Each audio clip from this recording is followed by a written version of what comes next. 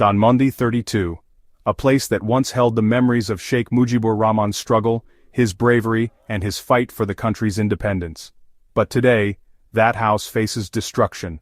Once a symbol of independence, it now stands as a reminder of a time when history is being erased. Sheikh Mujibur Rahman, his rule. After the Liberation War of 1971, when he came to power, many of his actions were questioned.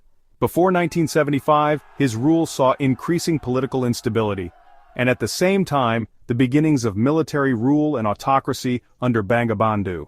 Although the constitution was drafted in 1972, his governance later undermined democracy and the rule of law in many areas. Sheikh Mujibur Rahman made unilateral decisions during his rule, which were dangerous for the democratic environment of the country.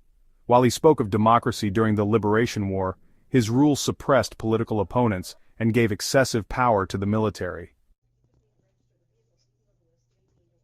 Now, if we look at the subsequent period when his daughter Sheikh Hasina came to power, we see a similar pattern. After assuming power in 1996, Sheikh Hasina also moved towards autocracy rather than democracy. Sheikh Hasina's rule also promised democracy, but her tenure continued the oppression and suppression of political opponents. Now, looking at Dhanmondi 32, we see how even a historic site can fall victim to misdeeds. Due to the misdeeds of Sheikh Mujibur Rahman and his daughter Sheikh Hasina, the people of the country were forced to destroy Dhanmondi 32. During Sheikh Hasina's rule, historic sites have been disrespected, and what is happening in Bangladesh under her leadership is a grave insult to political history. The destruction of Dhanmondi 32 is part of that, a disregard for a nation's dignity and history.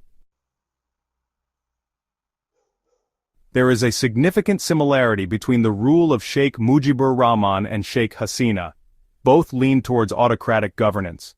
Just as Sheikh Mujib resorted to violence against political opponents and moved towards autocracy during his rule, Sheikh Hasina too neglected democratic rights and freedom during her tenure.